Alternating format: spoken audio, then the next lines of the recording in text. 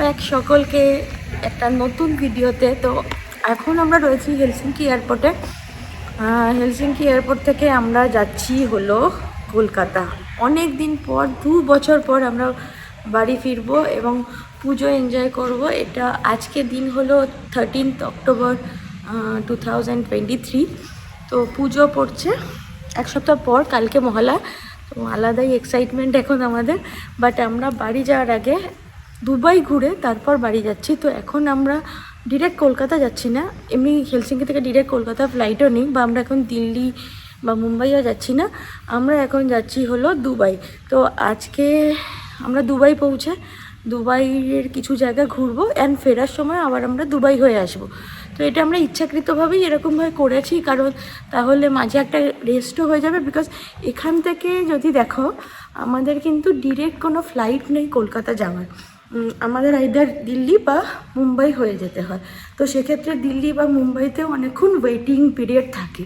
তো আমরা ভাবলাম সেই ওয়েটিং পিরিয়ডটা ওখানে না কাটিয়ে আর একটু বেশি ওয়েটিং পিরিয়ড করে আমরা একটু দুবাইটা ঘুরে নিই। আর ফেরার সময় তো আমরা প্রপারলি দুবাইতে স্টেও করব। তো থাকো আমাদের সাথে আর দেখতে থাকো। আর এই বিষয়ে আমি তোমাদের জানাতে চাই যে দুবাইয়ের রিলেটেড ভিসার ব্যাপারটা, সেটা হলো গিয়ে ইন্ডিয়ানদের ক্ষেত্রে যদি তোমার কাছে সেনজেন রেসিডেন্ট পারমিট থাকে বা ইউএস ভিসা থাকে, ইন দ্যাট কেস তুমি ভিসা অন অ্যারাইভাল ইজিলি পেয়ে যাবে দুবাইতে গিয়ে। তো আমরা এখন যাচ্ছি হলো আবুধাবি। তো আমরা ডিরেক্ট দুবাই যাচ্ছি না, আবুধাবি যাচ্ছি। আবুধাবিতে আমাদের ফ্লাইট, ওখান থেকে আমরা একটা রেন্টাল কার করে তারপর দুবাই ঘুরবো। কারণ ফেরার ফ্লাইটটা আমাদের ইন্ডিয়া যাওয়ার ফ্লাইটটা, মানে কলকাতা যাওয়ার ফ্লাইটটা কিন্তু আমাদের দুবাই থেকে। তো এখন আমাদের হেলসিঙ্কি এয়ারপোর্টে যখন চেক ইন করলো লাগেজ, তো তখন এই ভেরিফিকেশানটা করলো যে আমরা কোন পাসপোর্ট হোল্ডার। সেটা তো অবশ্যই পাসপোর্ট যখন দিলাম দেখলো, এবং আমাদের রেসিডেন্ট পারমিট কার্ড চাইলো। সেই দেখে সিস্টেমে এন্টার করলো যে আমরা, মানে ওরা আমাদের অ্যালাউ করতে পারে কি না, যেহেতু আমাদের কোনো ভিসা আমরা প্রোভাইড করিনি। তো আমরা বললাম আমরা অন অ্যারাইভালকে নেবো। তো সেটা এখন সব ঠিকঠাক, আমাদের ইমিগ্রেশনও হয়ে গেছে, লাগেজ দেওয়া হয়ে গেছে। এবার বাকি প্রসেস দুবাই পৌঁছে আমি বলতে পারবো যে ওখানে গিয়ে আমাদের কীভাবে কী করতে হচ্ছে। আর এটা তোমরাও কিন্তু করতে পারো এবং খুব ইজিলি দুবাইটা ঘুরতে পারো, যেখানে তোমরা অনেকটা টাকা সেভ করতে পারো। যে ইন্ডিয়া যাওয়ার জন্য এমনি তোমাদের টাকা লাগছে, সেই টাকাতেই তোমাদের মোটামুটি আমাদের একই খরচ হচ্ছে। যেই টাকা আমাদের ইন্ডিয়া যেতে লাগছিলো সেমই লাগছে। আর তার জায়গায় আমরা অ্যাডিশনালি দুবাইটাও ঘুরতে পারছি।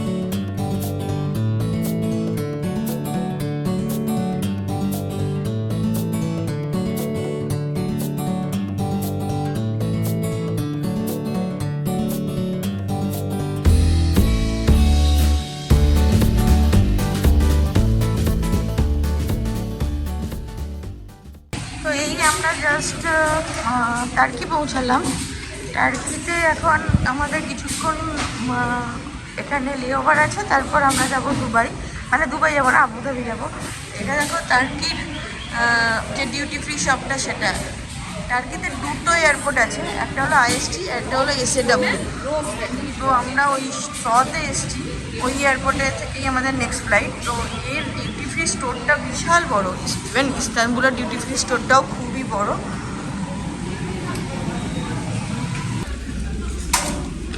তো এইভাবে এই মস্টটা বুকিং করতে হয়, যে কোন টাইমে আমরা দেখতে যাবো সেইটা আমরা সিলেক্ট করে এখানে ইনফরমেশন দিয়ে দিচ্ছি। আমরা এখন এয়ারপোর্টে বসে আছি, আর কালকে আবুধাবিতে আমরা গ্র্যান্ড মস করবো, তার বুকিং সারছি। ফ্লাইটে উঠলাম, ক্লান্ত। কেমন লাগছে? এর মধ্যেই সবাই তো একটা ফ্লাইটে করে এলাম।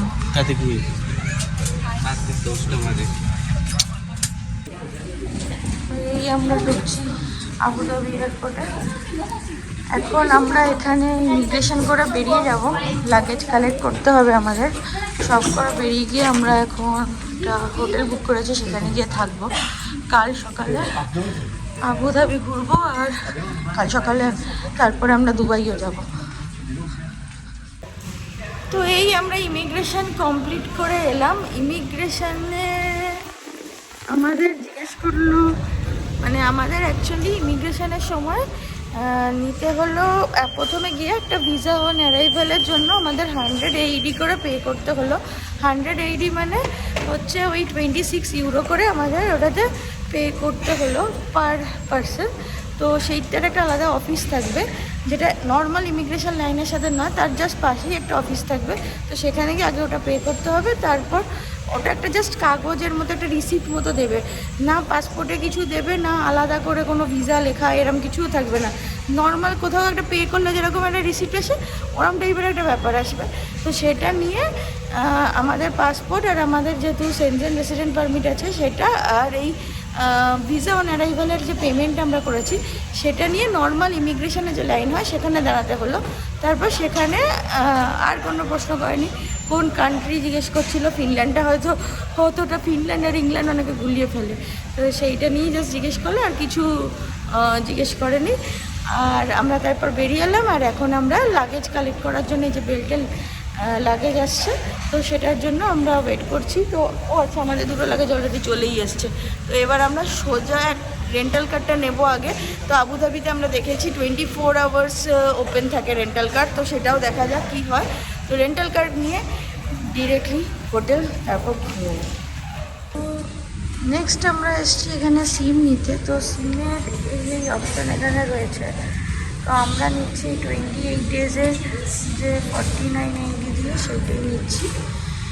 আর এমনি এখানে ফ্রি সিম পাওয়া যায়, যেটা ফ্রি ইন্টারনেটও একদিনের জন্য পাওয়া যাবে। আর সিমটা কালেক্ট করতে হয় সিটি থেকে, যেহেতু আমরা আবুধাবিতে আছি। আর দুবাই থেকে হলে এখান থেকেই করা যেত।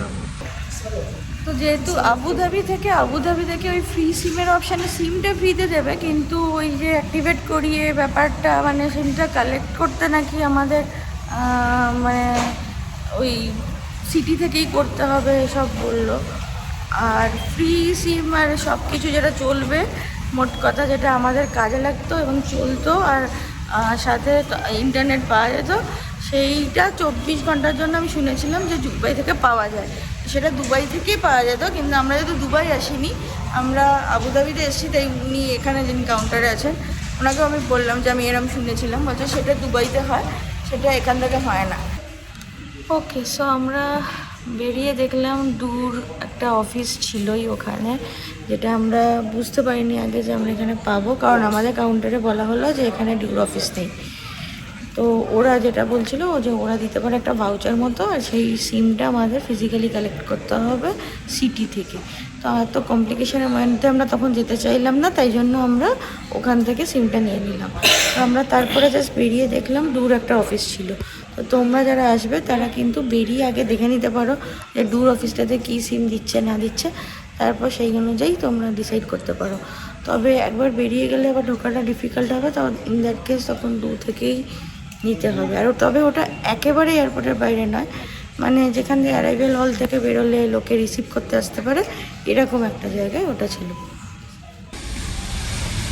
তো এই আমাদের গাড়ি। So, stay tired. গাড়ি নিয়ে সময় অদ্ভুত একটা ঘটনা ঘটবে। এরাও সাজেস্ট করছে যে ভিডিও করে নেওয়া উচিত গাড়ির। তো যখনই রেন্টাল কার নেবে এরকম পুরো ভিডিও করা যাবে, যেটা আমি এখন আমাদের পুরো দেখাচ্ছি না, বাট আমরা আমাদের ভিডিওর জন্য পুরো করে নিই। আমরা এই শুরু করেছি এখন আমার হোটেলের পথে যাওয়ার। তো এয়ারপোর্ট থেকে বেরিয়ে এখন সোজা যাচ্ছি হোটেলে। এখনও সকাল হয়নি, সকাল হবে করছে টাইপের।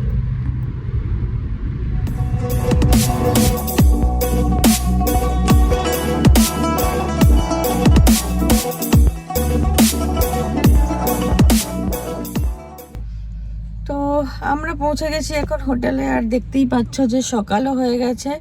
তো আমাদের ভীষণ ঘুম পাচ্ছে, তো আমরা একটু মানে ওই 4-5 ঘন্টার মতো একটু ঘুমিয়ে নেবো বলেই হোটেলটা নিয়েছি। তো হোটেলটা একদম প্রাইম লোকেশানেই, আর অলরেডি দেখা যাচ্ছে দুবাইয়ের সেই বড় বড় বাড়ি। যদি আমরা এখনও দুবাই ঢুকিনি, আমরা কিন্তু এখনও আবুধাবিতেই আছি। তো সেই বড় বড় বিল্ডিং দেখা যাচ্ছে।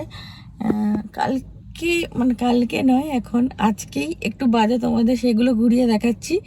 এখন একটু চেক ইন করে একটু শুয়ে নিই। তো আমরা হোটেলটা Booking.com থেকে বুক করেছিলাম, কিন্তু এসে দেখছি আমাদের এখন রুম পর্যন্ত রেডি নেই, কিচ্ছু রেডি নেই। আমাদের পেমেন্ট ফুল করা আছে, কিন্তু আমরা থাকতেই এসেছি 4 ঘন্টার জন্য, শোয়ার জন্য এসেছি, কিন্তু স্টিল কিছুই মানে করার নেই। আর আমাদেরকে বলা হচ্ছে যে যেহেতু সকাল, হয়তো এরকম একটু হতেই পারে, কিন্তু এদিকে Booking.com-এ লেখা আছে 24 আওয়ার্স চেক ইন, কিন্তু বলছে রুম রেডি নেই, কিছু নেই। তো আমরা এখন এসে মানে সারাদিন ট্রাভেল করে এসে ভাবছি যত তাড়াতাড়ি একটু শুতে পারলে বাঁচি, কিন্তু এখন বলছে নেই, রুমই নেই।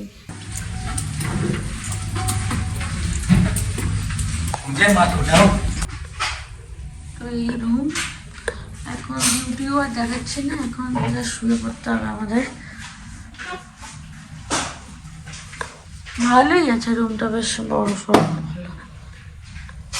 আর এই ওয়াশরুম, এখন ওয়াশরুমটা এখনো পরিষ্কার করছে। If you like this video, please like, comment and don't forget to subscribe. Thank you so much. See you in the next video.